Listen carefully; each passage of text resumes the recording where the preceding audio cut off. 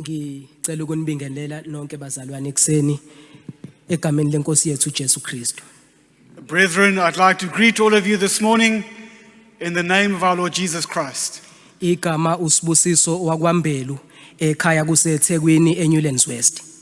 I'm Sibusiso from Durban, from Newlands West. Ngibonga uNkulunkulu ukuthi angiphe leli thuba kuzophakamisa amandla akhe awenzile nawabonakalisile empilweni yami. And I'm so grateful for this opportunity to magnify the Lord's name and his power for that which he did in my life. Ngihlezi ngithi ayikho into ebhlungu njengokuthi athi umuntu eqhamuka ekhaya elimpofu izinto zibheda engenabazali mase impilo yakhe ayiqedele ngokudla idakamizwa. I say, you know, there's nothing more pitiful and worse than someone who comes from an impoverished home and then spends his life in drug abuse. Ngenza lelo phutha empilweni yami ngikhuliswa umalume esebenza kanzima ngathi ngifika ehigh school ngakhohlwa ukuthi ngiphumapi ngahlangana nabangani abebengalungile ngafike ngadla idakamizwa. I grew up in such a family situation, raised by my uncle, and when I got to high school I forgot all the sacrifices he had to make to raise me. I met up with some bad friends, bad company, and bad company corrupts good character, and I got involved in all sorts of things like drugs. Ekuqaleni kwami ukudla ama drugs yonke into iyonakala empilweni yami. Noma kwakuzameka ukufundeka kodwa akuzange kuze kuphumelele ngenxa ukuthi ama drugs afika iphazamisa yonke impilo yami. And when I got involved with drugs, it really upset and spoiled my life. Although I did try to continue with my studies, but obviously, how can you learn, how can you study when you're using drugs? Kuthe kusenjalo ke sengiqala ukudla ama drugs izinto zonakala kwakhona impi enkulu eyavuka phakathi kwabangani bami nezinye izingane zesikole kushuthi sasesithi uma sifike esikoleni sifike singafundi sifike silwe siphihlize ama window esikole kuphazamiseke ngisho abanye abafundi ngenxa yethu. And then a squabble arose between my friends and the other learners in the school, and a riot broke out, a fight broke out amongst us. We broke the windows of the school, etc. Kushuthi ke kuleso simo esinjalo kwase sekuhlangana ke governing board nabazali bethu ukuthi akuhlanganwe izokhulunywa lento ngoba sesiphazamisa isikole siphazamisa nabanye abafundi abangangene kulento. And because by that we disrupted the education of many others who were actually not involved, the governing body had a meeting together with the parents to try and resolve the issue. Kushuthi ke sahlanganiswa saqoqwa ukuze kuzokhulunywa lento. And we were all called together to this meeting. Kwathi ke kusakhulunywa kuzanywa ukuthi kuxazululwe lento ngase sengidonsa uOkapu mina ngakwazi omunye umfundi noma omunye walabafowethu esasixabana nabo ngimgwazela phambi kwabazali ngimgwaza ngiphindelela kwaze kwanqamuka isibambo sika Okapu. And then I had an Okapi knife with me, and at that meeting I pulled out this knife and I started repeatedly stabbing one of those other learners that we were at loggerheads with right there in the meeting in front of the parents, and to such an extent that the handle of the Okapi knife even broke off. Emva kwalokho ke ngaphuma ngahamba emva kwalokho ke impilo yami ayiphindanga iyalunga izinto zaya ngokuya zonakala kakhulu. I left there, I went out, and things went from bad to worse, and it was just a downward spiral. Kushuthi ke manje ngaphuma ke kulesi sikole engangifunda kusona ngagcina ngingasafundi sengihlele ekhaya ngihlalela ukudla utshwala ngidla insango. So I didn't attend school anymore. I just stayed at home where I drank alcohol and used drugs. Njalo mengiphuzile bengenza amacala ngikwaza abantu emathaveni uma ngibuye ekhaya ngifike ngishaya umalumekazi ngimdonse ngeinwele ngimjikjele eminyango ngimkhahlele azayolala emzini yabantu. And I was a real troublemaker when I was under the influence, intoxicated. At taverns, I would get into fights, into brawls, stab people. I'd get back home angry. I'd get into a fight with my aunt. I'd pull her by her hair, pull her out to the door, beat her up, throw her out, and to such an extent that she even had to leave the home and go and sleep with neighbors or friends. Izinto ke zase sezonakala kakhulu umalume waxoxa nama social worker ukuthi bangizame bangitholele esinye isikole noma impilo yami bazama ukuthi bayisize ishintshe. And so my uncle went to the social workers and spoke to them and said, isn't it possible that they can try and arrange a different school for me, that at least I can be helped from this that I'm involved in, and try and do something to help me. Angizama ama social worker ngathola isikole kwenye indawo kodwa izinto ayizange zilunge zafike zonakala kakhulu kunakuqala. Social welfare, the social workers tried to arrange another school for me and tried to help me, but even there things didn't come right. It just became worse. Ngathi mangifika khona ngafike ngaqala ngadla iwunga.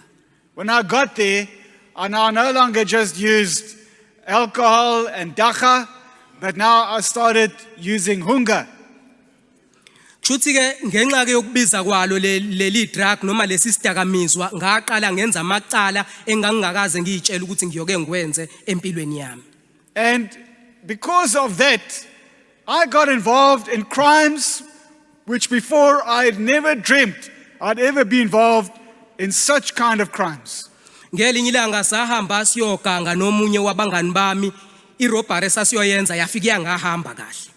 And one day I went with some of my friends and to commit a robbery, but it was a botched attempt. Sadutshulwa into eyibhadi umngani wami engangihamba naye wadubuleka kathathu ngomusa kaNkuluNkulu ngaphunyula mina. And they shot at us. My friend was shot 3 times and somehow I escaped. Wabuya ke namaphoyisa emva kwamasontshwane right esibhedlele sekhishwe nenhlamvu ngathathwa ngaboshwa ngangiqala ukungena ejele ngaleso sikhathi. The police came after this friend of mine. He had been to hospital. They took out the bullets, but the police came and then they arrested me. Uma ngiboshwa ngabona isimo sasejele kwangazuthi kuyasa nasengqondweni yami ukuthi lempilo ebengiyiphila ukufa lokhu. Ngase sengifonela umalume ngisejele ngimcela ukuthi akazongikhipha ngebail, ngamthembisa ukuthi uma ngabe ezongibhayilela uma ngiphuma ngizoyishintsha impilo yami.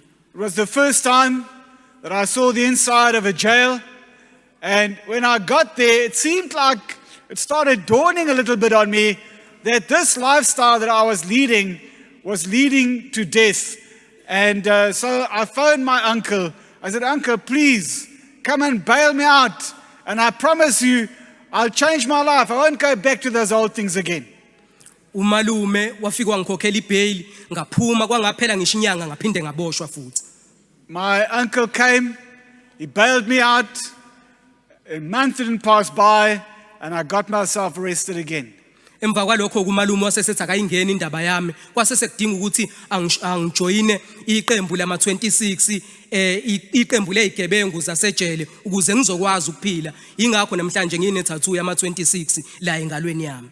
And so when I got into jail again for the sake of survival, I joined a satanic group in jail called the 26ers, and I even got their marks on my body till today. Kwaqhubeka ke kanjalo kunokuthi izinto zibe ngcono kwaya kwaba kubi kakhulu. It seemed like it was getting slightly better, only to have a downward turn and to get worse than ever before. Kukhona elinye ilanga engeke ngize ngilikhohlwe ngibanjwe umphakathi ungibambela ukuntshontsha amakhebuli khona icala elibizwa ngokuthi icala leinyoka nyoka uma ntshontsha amakhebuli kagesi ngabanjwe abantu sintshontsha amakhebuli kagesi. There's one day in my life that I'll never forget.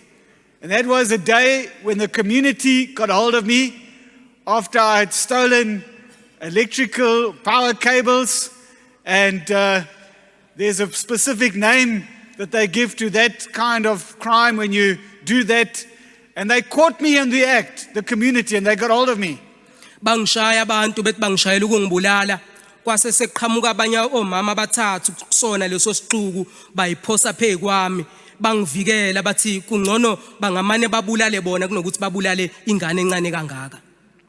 The community beat me up. They beat me in such a way that it seemed like they were intent on killing me, on taking my life. I was only saved by 3 older ladies, mothers, who came and threw themselves, threw their bodies physically on top of me, covering me and protecting me and saying, let them rather be killed than that such a young child should be killed. Ngasinda ngenxa yalabo mama kodwa still impilo yami ngahluleka ukuyishintsha. Ngavuka khona nginjalo ngivukele ngilimele ngabuyela khona kuma drugs. And I was only saved because of those 3 older women, those mothers who had given themselves to protect me. But you know, even when I got up from there, wounded as I was, swollen, bruised, and mutilated, but I still went back to my drugs. Isimo ke sabasibe empilweni yami kwafika la ngifunwa khona abantu, ngifunwa amaphoyisa. Isimo sasibi ngangingasakwazi ngisho ukulala ekhaya sengilale okweni lezinkukhu. It was so bad at that stage that I couldn't sleep at home anymore. The police were after me, and so the only place where I found refuge was to sleep in a chicken coop. Kwase seqhamuka omunye umfowethu esasikhula naye sidla naye ama drugs naye wasizakala khona la KwaSizabantu. And then an older friend of mine came, whom we used to take drugs together with, and he had been here to KwaSizabantu Mission, and he had received help here. Wase sengitshela ukuthi sibufowethu akufanele ube nje. Ikhona indawo ongasizakala kuyona ishintshe impilo yakho. And he said, Sibu, you know what? You don't have to live this kind of a life that you're living. There is a place where you can get help. There's a place called KwaSizabantu. Ngazama ka masentshana ngagibela isitimela ngeza la ngizofuna ukushintsha impilo yami. So I tried to scrape together a few cents. I got a train ticket to bring me here, and I took a train to get as close as I could to the mission. Uma ngifika ngisakhumbula namhlanje amazwi abawasho bathi abanawo umuthi ongakwazi ukushintsha impilo yami noma imedication noma amaphilisi angashintsha impilo yami kodwa uJesu angayishintsha impilo yami. Eventually I got here. I remember still when I arrived, they said they've got no medication to offer.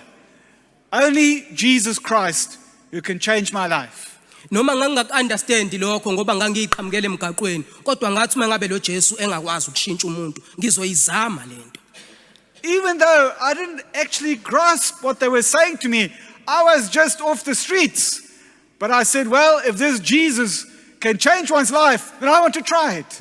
Ngahlala ngelinye ilanga ngilalela izwi ngizwa ngoJesu okhulula umuntu ngase sengihlala nomunye woanti ngathola ithuba lokuthulula yonke lemthwalo nobuhlungu nezinyembezi zeminyaka engangakwazi ukuthi ngingaxoxa nobani ngahlala phansi ngaxoxa naye.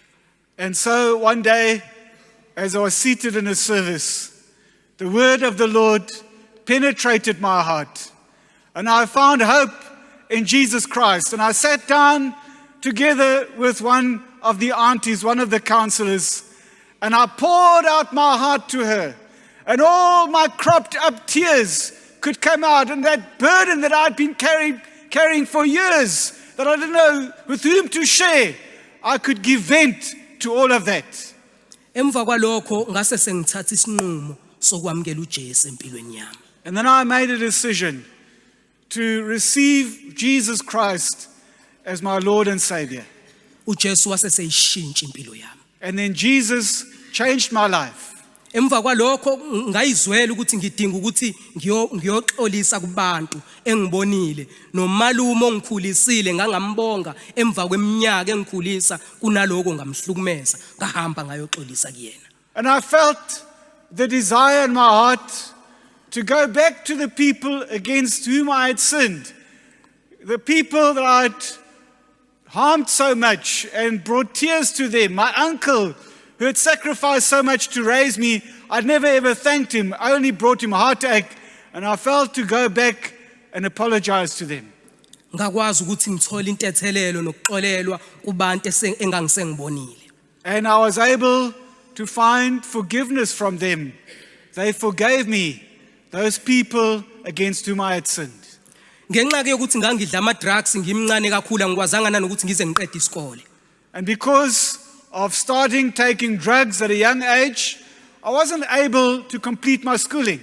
uNkulunkulu esengenzela umusa khona la KwaSizabantu ngaphiwa ithuba lokuthi ngibuyele esikoleni ngiyofunda. And so here at the mission, I was afforded that opportunity that I could complete my schooling.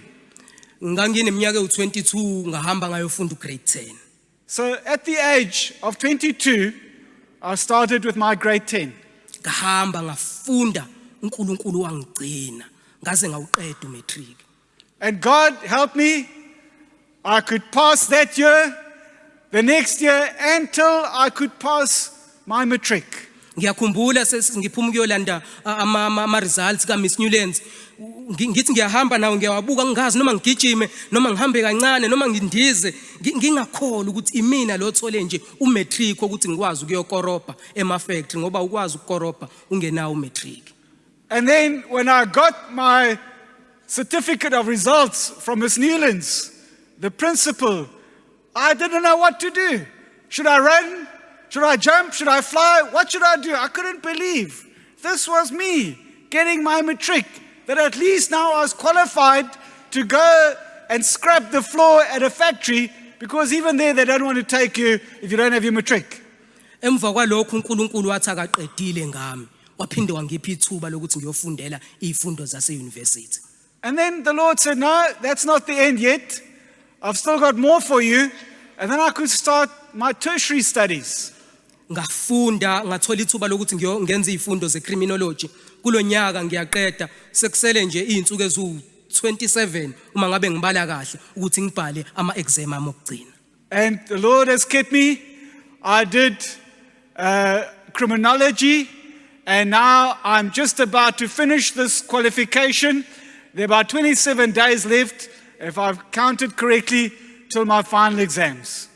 Kukona konke okwenzekile empilweni yami ngifundile ukuthi okungenzeki kubantu kuNkulunkulu kuyenzeka. And in all of this, I've learned what is impossible with man is possible with God. Ngibonile ngishawa abantu ngiboshwa yonke imizamo ayikwazanga ukuyishintsha impilo yami kodwa uJesu uyishintshile impilo yami. People tried to change my life by beating me up, by throwing me into jail, all of that to no avail.